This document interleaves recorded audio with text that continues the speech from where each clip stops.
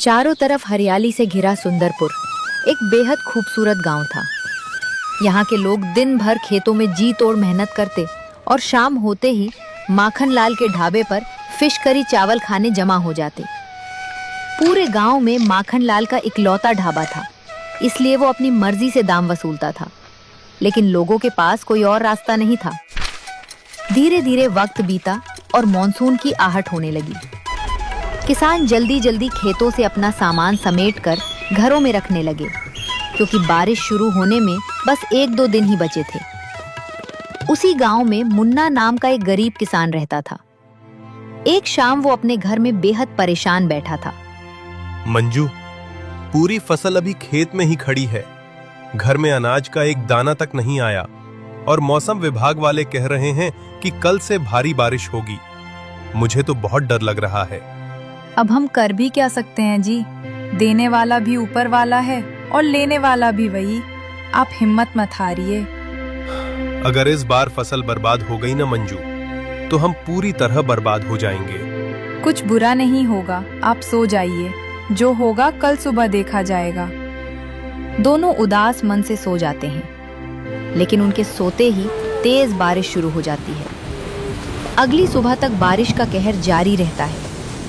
मुन्ना के घर में मातम सा माहौल था। देखा मंजू, मैं कह रहा था ना कि बारिश होगी। अब बताओ हम क्या करें? बहुत भारी नुकसान हो गया जी।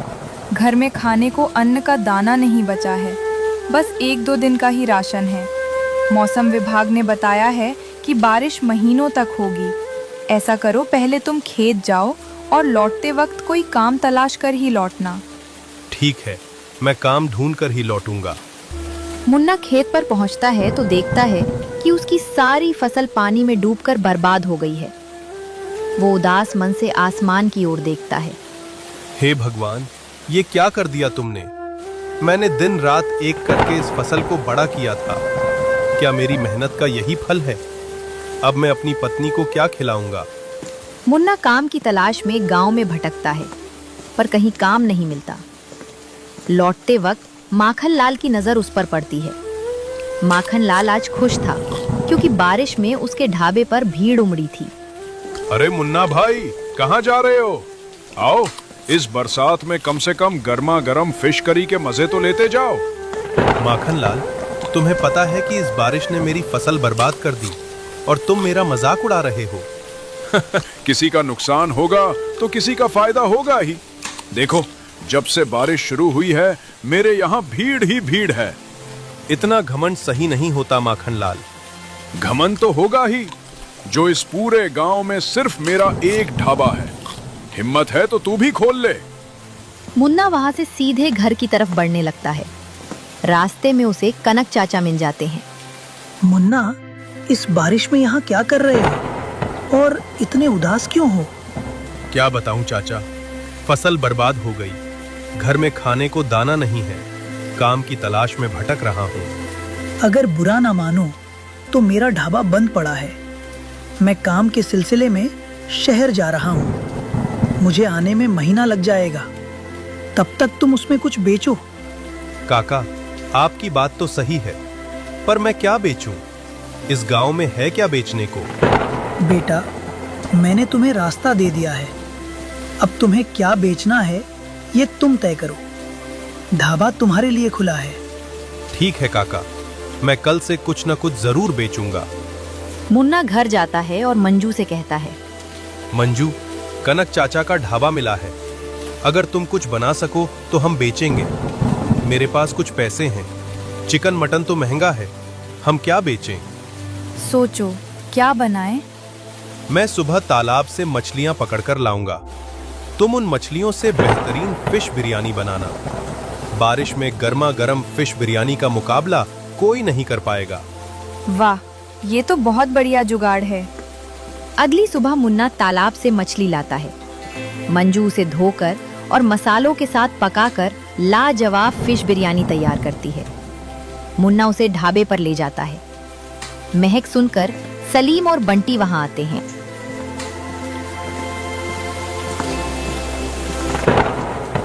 भाई मुन्ना, बारिश में फिश बिरयानी का आइडिया बहुत ही शानदार है। रोज फिश करी खाकर दिमाग खराब हो गया था।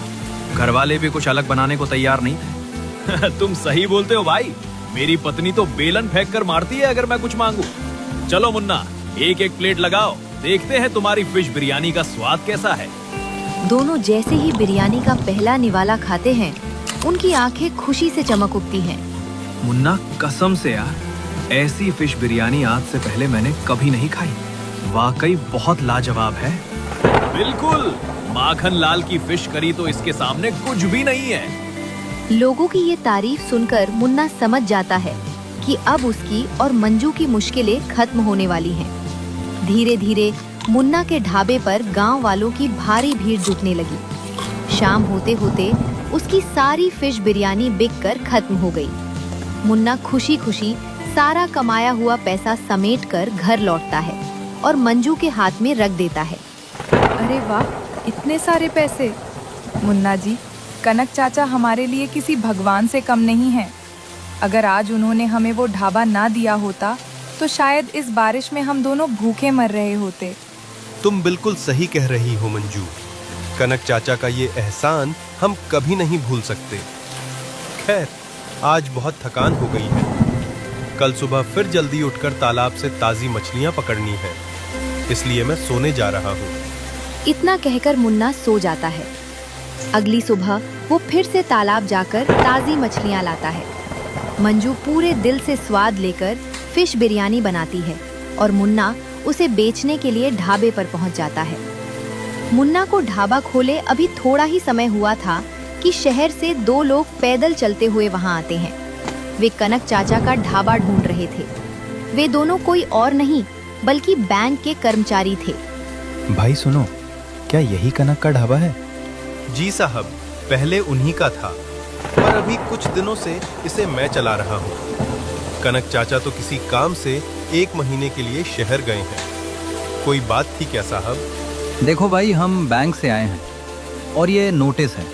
कनक ने ये ढाबा खोलने के लिए बैंक से लोन लिया था, जिसकी ब्याज की किस्तें अभी तक बाकी हैं। उन्हें 1 महीने का वक्त मिला है। अगर समय पर पैसे नहीं चुकाए गए तो ये ढाबा सरकार का हो जाएगा। बैंक इस पर कब्जा कर लेगा। क्या? मुझे तो इस बारे में कुछ पता ही नहीं था साहब।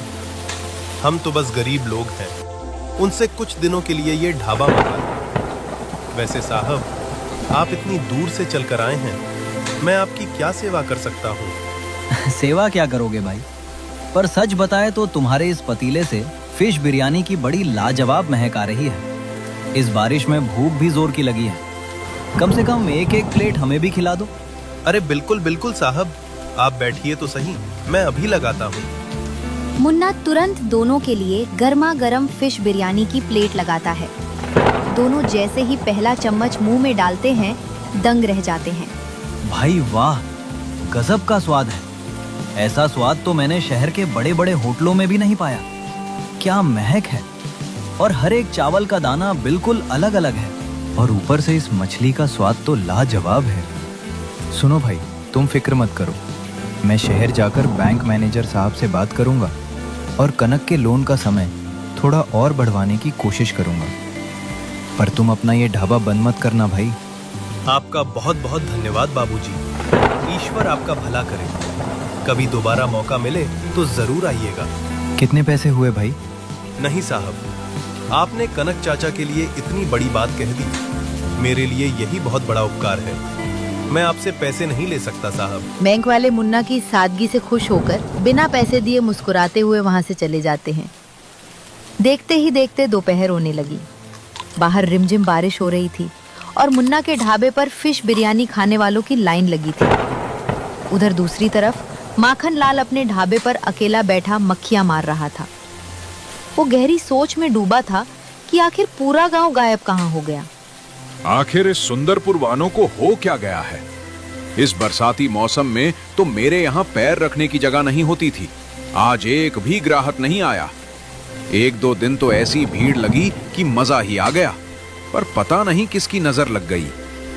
वो सोच ही रहा था कि तभी उधर से उसका एक पुराना और पक्का ग्राहक जग्गा गुजरता है। जग्गा को देखकर माखनलाल उसे आवाज लगाता है। अरे ओ जग्गा भाई, जरा इधर तो आना। हाँ माखनलाल भाई, बोलिए क्या बात है? क्यों भाई, आज मेरे ढाबे पर कुछ खाओगे नहीं क्या? अरे नहीं भाई, मैं तो अभी अभी पेट भरकर फिश बिरयानी खाकर आ रहा हूँ। क्या, फिश बिरयानी? क्यों, तुम्हारी बीवी ने आज घर में बिरयानी बनाई थी क्या? अरे माखन लाल भाई, तुमसे कितनी बार बोला है कि मेरी अभी शादी नहीं हुई है। अच्छा बाबा, माफ करना, पर फिर तुमने फिश बिरयानी खाई कहाँ? अरे अपने गांव के उस किनारे भाई साहब, मुन्ना ने फिश बिरयानी का ढाबा खोला है। लोग दीवाने हो गए हैं उस पर, ग्राहक टूटे पड़ रहे हैं वहां। आपस में मार करने पर उतारू हैं कि पहले मुझे दो, पहले मुझे दो। मुन्ना बेचारा प्लेटें देते देते पागल हो गया है। इतना सुनते ही माखन लाल के पैरों तले जमीन खिसक जाती है। उसका चेहरा पीला पड़ जाता है। क्या क्या तू सच कह रहा है? अरे झूठ बोलने के क्या तुम मुझे पैसे दे रहे हो जो झूठ बोलूंगा?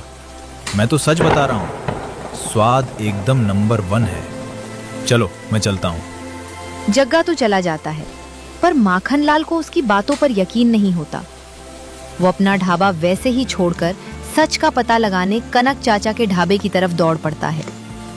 वहां का नजारा देखकर माखन लाल के होश उड़ जाते हैं। मुन्ना के ढाबे पर सचमुच पैर रखने की जगह नहीं थी। लोग खिड़कियों से हाथ बढ़ा बढ़ाकर बिरयानी मांग रहे थे। ये देखकर माखन लाल गुस्से से पैर पटकता हुआ सीधे अपने घर लौट जाता है। घर पहुंचते ही उसकी पत्नी रूपमती उसे इस तरह जल्दी और खाली हाथ आया देखकर हैरान हो जाती है। क्या हुआ जी, आज इतनी जल्दी सारा सामान बेचकर घर आ गए? बड़ी बरकत हुई लगती है। अरे रूपमती, मेरा दिमाग मत खाओ। सामान बिकना तो दूर, आज एक प्लेट भी नहीं बिकी है। क्या बात कर रहे हो? किसी से लड़ाई झगड़ा हो गया क्या? आप अचानक इस तरह घर कैसे आ गए? वो जो गांव का कंगाल मुन्ना है ना, उसने कनक के ढाबे पर फिश बिरयानी बेचना शुरू कर दिया है। पूरे गांव के लोग पागल होकर उसके यहाँ टूटे पड़ रहे हैं। अरे मैया, अगर ऐसा ही चलता रहा तब तो हमारा ढाबा बंद हो जाएगा और हम दाने दाने को बर्बाद हो जाएंगे जी। कुछ करिए। बर्बाद? नहीं रूपमती, मैं बर्बाद नहीं हूंगा। बर्बाद तो मैं उस मुन्ना को करूंगा। बस तुम देखती जाओ कि अब मैं उसके साथ क्या खेल खेलता हूँ। अगली सुबह माखन लाल गुस्से में पैर पटकता हुआ सीधे कनक चाचा के ढाबे पर पहुंचता है, जहां मुन्ना अपनी दुकान खोलने की तैयारी कर रहा था। माखन लाल को वहां देखकर मुन्ना हैरान रह जाता है। अरे वाह मुन्ना भाई, मैंने तो मजाक में कहा था, पर तुमने तो सचमुच का ढाबा खोल लिया। बड़ी तरक्की हो रही है तुम्हारी। माखनलाल भाई, ये ढाबा मेरा नहीं है, ये तो कनक चाचा का है। उन्होंने मुसीबत में मुझे सहारा दिया है। अरे भोला भाला मुन्ना, कनक से ज्यादा चालाक आदमी पूरे सुंदरपुर में कोई नहीं है। उसने तुम्हें सहारा नहीं दिया, बल्कि अपनी बला तुम्हारे सिर मर दी है। उस ढाबे पर बैंक का बड़ा लोन है। आज नहीं तो कल बैंक वाले आएंगे और इस ढाबे पर ताला ठोक देंगे। उसके बाद तुम क्या करोगे? सड़क पर आ जाओगे। जो होगा देखा जाएगा माखनलाल भाई, मेहनत की खाएंगे। अरे पागल मत बनो, यहाँ दिन भर खटकर कितना कमा लेते हो तुम। सुनो, जितना तुम यहाँ से कमाते हो, मैं तुम्हें उससे ज्यादा पैसा दूंगा। तुम कनक का चक्कर छोड़ो और मेरे ढाबे पर आकर काम करो। क्या पड़े हो कनक के चक्कर में? कोई नहीं है माखनलाल की टक्कर में। नहीं माखनलाल, जो इंसान कल तक मेरी गरीबी और मेरी डूबी हुई फसल पर हंस रहा था, मैं उसके साथ कभी काम नहीं कर सकता।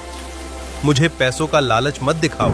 सोच समझकर फैसला ले मुन्ना, बाद में पछताएगा। मेरा ऑफर ठुकराना भारी पड़ेगा तुझे। जो होगा वो देखा जाएगा माखनलाल।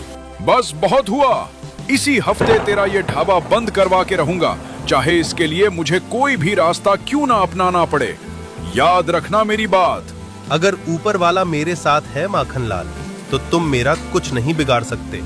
मुन्ना को धमकी देकर माखनलाल गुस्से में बड़बड़ाता हुआ वापस लौट रहा था। तभी रास्ते में उसे मुन्ना की पत्नी मंजू मिल जाती है। मंजू को देखकर माखनलाल के कदम रुक जाते हैं।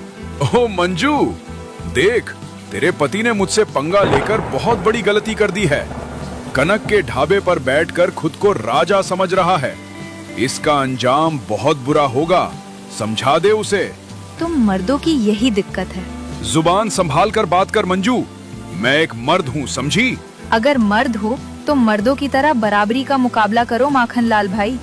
पीठ पीछे साजिशें रचने से कोई बड़ा नहीं बन जाता। अगर हिम्मत है तो तुम भी अपनी फिश करी और चावल में ऐसा स्वाद लाओ कि लोग तुम्हारे ढाबे पर खिंचे चले आएं।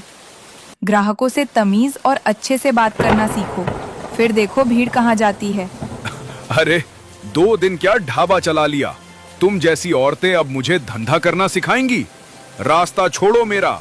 माखनलाल गुस्से में पैर पटकता हुआ वहां से तेज कदमों से चला जाता है। माखनलाल से बहस के बाद मंजू सामान लेकर सीधे कनक चाचा के ढाबे पर पहुंचती है। सुबह सुबह मंजू को ढाबे पर देखकर मुन्ना थोड़ा हैरान हो जाता है। अरे मंजू, तुम सुबह सुबह यहाँ ढाबे पर क्यों आ गई? कोई खास काम था क्या घर पे? काम नहीं था जी, पर अभी अभी डाक बाबू आए थे, उन्होंने ये पर्ची दी है। कनक चाचा ने शहर से हमारे नाम ये खत भिजवाया है। क्या लिखा है खत में? चाचा ठीक तो है ना?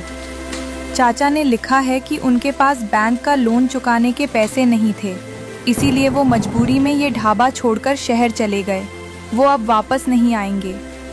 खत में लिखा है कि अगर हम चाहें तो इस ढाबे की बची हुई किस्तें भरकर इसे अपना बना सकते हैं, नहीं तो बैंक वाले इस पर ताला मार देंगे। बस इतनी सी बात? तुम फिक्र क्यों करती हो मंजू? अगर ऊपर वाले के आशीर्वाद और तुम्हारी मेहनत से आज हम अच्छा कमा रहे हैं, तो हम बैंक की किस्त भी भर देंगे, उसका ब्याज भी चुका देंगे और सब कुछ सही कर देंगे। तुम चिंता मत करो, अब तुम घर जाओ और आराम करो। देखो ग्राहक आना शुरू हो गए हैं। मंजू राहत की सांस लेती है और घर चली जाती है। देखते ही देखते मुन्ना के ढाबे पर ग्राहकों की भारी भीड़ उमड़ पड़ती है। लोग स्वादिष्ट फिश बिरयानी का लुत्फ उठाते हैं, मुन्ना की तारीफ करते हैं और अपने अपने घरों को लौट जाते हैं। धीरे धीरे शाम ढलने लगती है। मुन्ना अपना हिसाब किताब समेट ही रहा था कि तभी एक पुलिस इंस्पेक्टर रौब झाड़ता हुआ मुन्ना के ढाबे पर आकर रुकता है। उसका मकसद मुन्ना को डराना धमकाना था। ओए मुन्ना, दुकान बंद कर। तुझे पता नहीं है क्या कि इस ढाबे पर बैंक का भारी लोन बकाया है? इसकी किस्त किसने जमा की बे? नमस्कार साहब। जी साहब, मुझे इस लोन के बारे में पूरी जानकारी है। जब सब पता है तो यहाँ गैर कानूनी तरीके से ढाबा खोलकर क्यों बैठा है? चल निकाल पैसे, अभी के अभी किस्त जमा कर, नहीं तो अंदर कर दूंगा। मुन्ना इंस्पेक्टर के हाव भाव देखकर भाप जाता है कि दाल में कुछ काला है। उसे कानून की अच्छी समझ थी। साहब, एक बात बताइए, आपको यहाँ भेजा किसने है? मुझे कौन भेजेगा बे? कानून का रखवाला हूँ मैं। मुझे बैंक वालों ने भेजा है, समझे? साहब, मुझे कानून की पूरी समझ है। बैंक का लोन वसूलने के लिए पुलिस सीधे नहीं आ सकती, और अगर बैंक वालों ने आपको भेजा भी होता तो आपके साथ बैंक के कर्मचारी या अधिकारी होने चाहिए थे। आप यहाँ अकेले क्यों आए हैं साहब? ओए लड़के, मुझसे बहस मत कर, भारी पड़ेगा तुझे। बहस नहीं कर रहा हूँ साहब, सच कह रहा हूँ। मुझे अच्छी तरह पता है कि आपको बैंक वालों ने नहीं बल्कि उस माखन लाल ने भेजा है। सच सच बताइए साहब, कितने रुपयों में बिक गए आप? जुबान संभाल कर बात कर मुन्ना, वर्दी की तौहीन मत कर। साहब, ये मत भूलिए कि आप इस वर्दी में महीने का जितना कमाते हैं ना, भगवान की दया से मैं इस ढाबे से उससे ज्यादा पैसे कमाता हूँ। अगर कानून पर आ गया ना साहब, तो जहां तक चलोगे वहां तक चलूंगा। कोर्ट कचहरी सब दिखा दूंगा, पर आपकी ये नौकरी छुड़वा कर ही दम लूंगा। मुन्ना के इस सख्त और कानूनी तेवर को देखकर पुलिस इंस्पेक्टर के पसीने छूट जाते हैं। वो समझ जाता है कि मुन्ना कोई सीधा साधा अनपढ़ किसान नहीं है जिसे डराया जा सके। वो थोड़ा डर जाता है। चल चल ठीक है, कोई बात नहीं, मैं तो बस बताने आया था। पर हाँ, वो बैंक के पैसे समय पर जमा कर देना। मैं जा रहा हूँ। पुलिस इंस्पेक्टर के जाने के थोड़ी देर बाद मुन्ना अपने ढाबे का सामान समेटकर घर लौटता है। उसका चेहरा बहुत उदास था। घर पहुंचते ही मंजू उसका उतरा हुआ चेहरा देखकर फिक्र में पड़ जाती है। क्या हुआ जी, आज आपका चेहरा इतना उदास क्यों है? सुबह तो आप बहुत खुश थे, सब कुछ बढ़िया चल रहा था।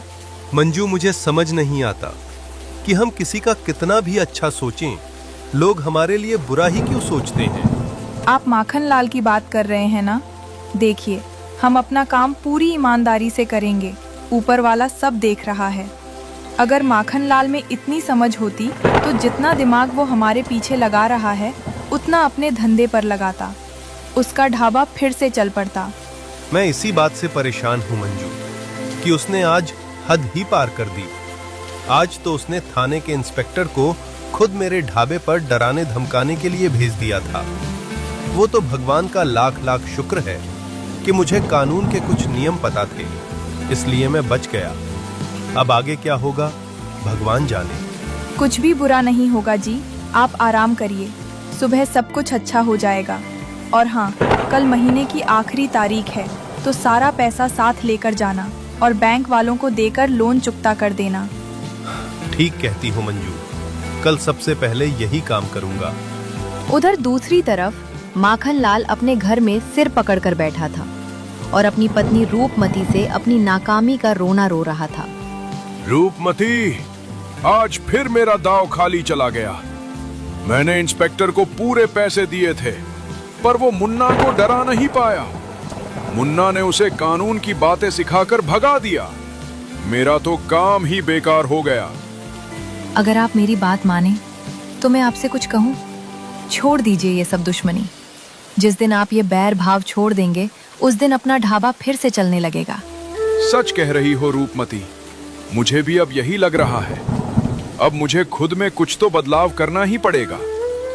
मुझे वो दिन अच्छी तरह याद हैं जब लोग मेरे यहाँ आते थे और मैं उनसे कितने घमंड से बात करता था। शायद उसी का पाप है कि आज वही लोग मेरे पास झांकते तक नहीं हैं। अभी भी देर नहीं हुई है जी, अपनी गलती सुधार लीजिए। मैं कसम खाता हूँ रूपमती, आज के बाद मैं अपने ग्राहकों से हमेशा तमीज और अच्छे से बात करूंगा और अब से कभी भी मुन्ना के ढाबे को बर्बाद करने का बुरा सपना नहीं देखूंगा। इतनी बात करके दोनों सुकून से सो जाते हैं। अगली सुबह मुन्ना कनक चाचा के ढाबे पर पहुंचता है और दुकान खोलता है। ढाबा खुले अभी थोड़ी ही देर हुई थी कि वही दोनों बैंक के कर्मचारी उदास चेहरों के साथ वहां आते हैं। मुन्ना भाई, बैंक से आखिरी नोटिस आ गया है। मैं शहर जाकर सीनियर मैनेजर से बात कर रहा था कि तुम्हें थोड़ा और समय मिल जाए, पर नियमों के आगे मेरी एक न चली। तुम्हें आज ही पैसों की व्यवस्था करनी होगी, वरना ढाबा सील हो जाएगा।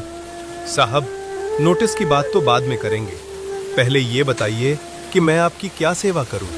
अरे मुन्ना भाई, पिछली बार भी तुमने सेवा की थी और इस बार भी क्या पूछ रहे हो? तुम्हारी इस लाजवाब फिश बिरयानी के अलावा हमें कुछ सूझता ही नहीं है। ऐसा करो, पहले 2 प्लेट गर्मा गर्म फिश बिरयानी लगा ही दो। मुन्ना तुरंत दोनों के लिए फिश बिरयानी परोसता है। दोनों खाना शुरू करते हैं, तभी पहला कर्मचारी भावुक हो जाता है।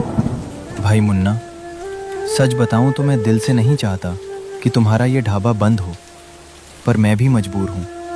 मेरे पास खुद इतने पैसे नहीं हैं कि मैं तुम्हारा ब्याज अपनी जेब से भर दूँ।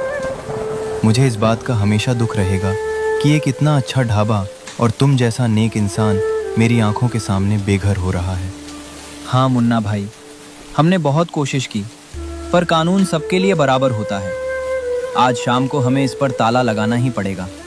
साहब, आप लोग इतने परेशान क्यों हो रहे हैं? आप सबकी दुआओं और भगवान के आशीर्वाद से इस 1 महीने में मेरे पास इतने पैसे जमा हो गए हैं कि मैं इस ढाबे का पूरा कर्ज और ब्याज एक साथ चुका सकता हूँ। कि ये बात सुनते ही दोनों बैंक कर्मचारी खुशी के मारे उछल पड़ते हैं। उनके चेहरों पर बड़ी सी मुस्कान आ जाती है। क्या सच में? मुन्ना भाई, क्या तुमने सचमुच पूरे पैसों की व्यवस्था कर ली है? हाँ साहब, ये रहे पूरे पैसे। और हाँ, अब आप लोग रोजाना यहाँ खाना खाने आ सकते हैं, क्योंकि ये ढाबा अब कभी बंद नहीं होगा। अरे वाह मुन्ना, तुमने तो कमाल ही कर दिया। हमें बहुत खुशी है कि तुम्हारी मेहनत रंग लाई। ये लो तुम्हारी रसीद। अब ये ढाबा पूरी तरह सुरक्षित है। बैंक कर्मचारी खुशी खुशी पैसे और कागजात संभालकर मुन्ना को बधाई देते हैं और वहां से चले जाते हैं। मुन्ना आसमान की तरफ देखकर भगवान का शुक्रिया अदा करता है कि उसकी ईमानदारी की जीत हुई। कहानी की सीख: घमंड और साजिशें इंसान को हमेशा पीछे धकेलती हैं। जबकि सच्ची मेहनत, ईमानदारी और मीठी जुबान से इंसान हर मुश्किल पर जीत हासिल कर लेता है।